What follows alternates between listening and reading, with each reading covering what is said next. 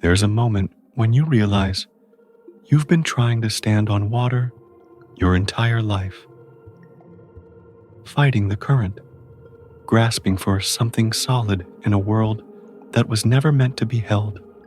And in that exhausting struggle, you've forgotten the most fundamental truth about existence itself. You are not separate from what flows around you. You are the flow. This understanding lies at the heart of what the great philosopher Alan Watts spent his life teaching. A man who bridged Eastern wisdom and Western minds, showing us that our deepest anxiety comes not from what's happening to us, but from our resistance to what's already here. The only way to make sense out of change is to plunge into it, move with it, and join the dance. But how do we join this dance when everything inside us screams to control, to grasp, to make things permanent? How do we trust a universe that seems so unpredictable, so beyond our understanding? Let's begin where Watts himself began, with water. Imagine you've spent your entire life on solid ground, the earth beneath your feet, walls around you, structures that seem permanent and reliable. Then suddenly, you're thrown into an ocean. Your first instinct: panic. Try to stand, reach for something solid, fight the waves. But what happens when you fight water? You sink. The ocean doesn't care about your fear. It doesn't respond to your resistance. It simply is what it is.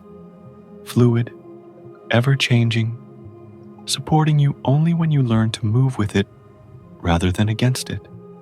This is the universe Watts described, not a solid, predictable machine, but an endless flowing of energy, constantly creating and dissolving, appearing and disappearing, breathing in and breathing out. The art of living is more like navigation than warfare, he would say, for what we are after is effective activity, which could be called the path. But here's what makes this so difficult for our modern minds. We've been conditioned to believe that security comes from control. That peace comes from having everything figured out. That happiness means making the pleasant permanent and avoiding all pain. We treat life like a problem to be solved rather than a reality to be lived. Think about your day yesterday. How much energy did you spend trying to make things different than they were? Wishing that conversation had gone better, hoping your anxiety would disappear, frustrated that someone didn't respond to your message quickly enough. All that energy spent fighting what is. Watts saw this clearly. He recognized that our suffering doesn't come from life's impermanence. It comes from our war with impermanence, our exhausting attempt to create solid ground in flowing water. Muddy water is best cleared by leaving it alone. Close your eyes for a moment. Feel the breath moving in and out of your body without your conscious control. Notice how your heart beats without your permission. Sense how thoughts appear and disappear in your awareness without you creating them.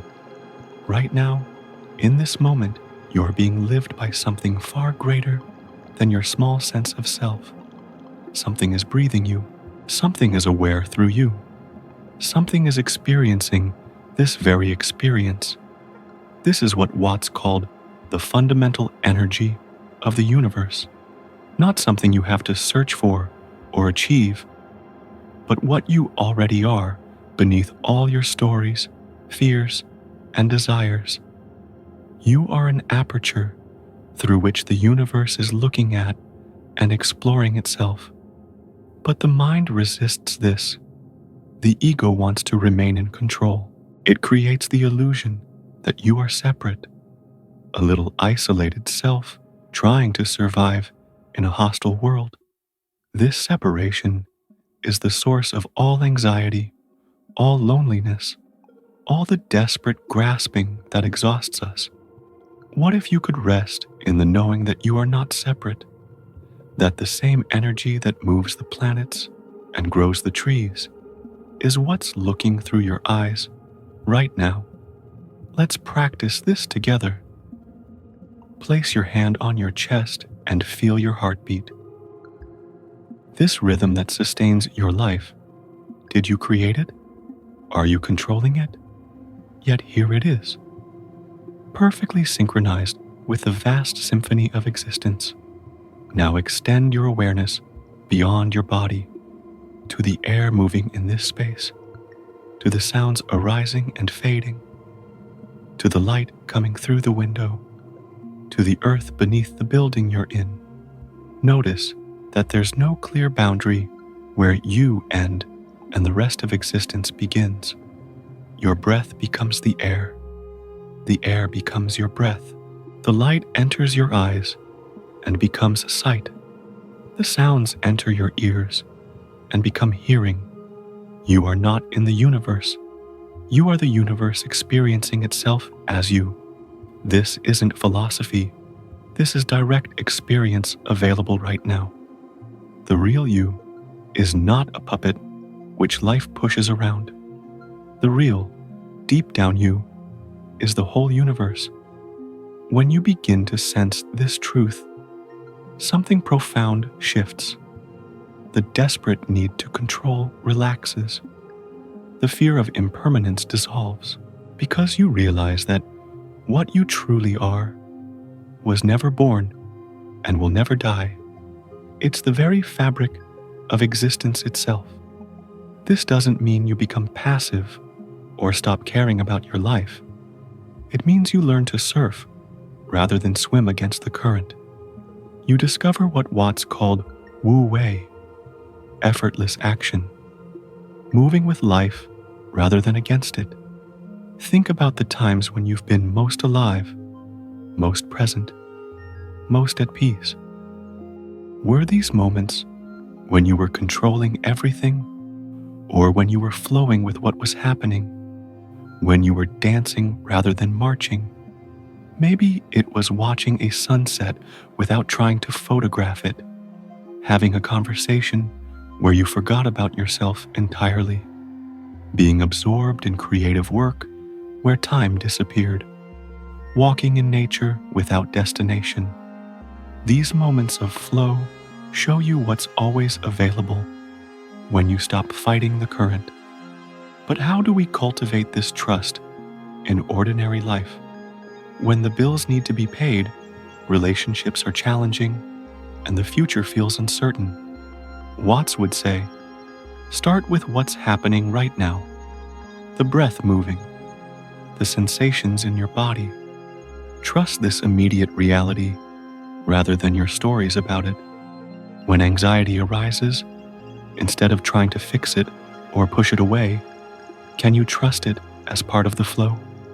When disappointment comes, can you let it move through you like weather moves through sky? What we have to discover is that there never was an I at all. What we call our ego is nothing but a collection of social institutions and traditions. This might sound frightening at first, the dissolution of the separate self, but what actually dissolves is only the illusion that was causing your suffering. What remains is what you've always been, pure awareness, pure presence, the very space in which all experience arises. And from this understanding comes the deepest peace, not because everything in your life becomes perfect, but because you realize you were never separate from perfection. Even the imperfection is perfect. Even the struggle is part of the dance. The waves that seemed threatening when you were trying to stand on them become the very movement that carries you when you learn to float. Problems that remain persistently insoluble should always be suspected as questions asked in the wrong way. So, perhaps the question isn't, how do I control my life, but how do I dance with life? Not how do I avoid suffering, but how do I flow with what is? As you go through your day to day, notice the moments when you're fighting the current. Feel the tension, the resistance, the exhaustion of trying to make water solid. Then experiment with letting go. Just for a moment, trust that you don't have to hold everything together. Trust that the same intelligence that beats your heart and moves the stars might know something about how to live your life. What would it feel like to stop swimming against the current and discover that the water was supporting you all along? The only way to make sense out of change is to plunge into it, move with it, and join the dance. Sit quietly now. Feel the aliveness that's reading these words. Notice that this awareness is not troubled by what appears within it. Thoughts come and go. Emotions arise and pass. The body changes moment by moment. But what's aware of all this remains untouched, like the sky through which clouds pass. This is what you are, not the changing weather of experience, but the vast sky of awareness itself. And this sky is not separate from the universe. It is the universe looking at itself through your eyes, experiencing itself through your being, loving itself through your heart. There's nothing you need to become, nowhere you need to go, nothing you need to achieve. You are already what you're seeking. You are already home. Trust this. Trust the breath that breathes itself. Trust the awareness that's aware without effort. Trust the love that loves without reason.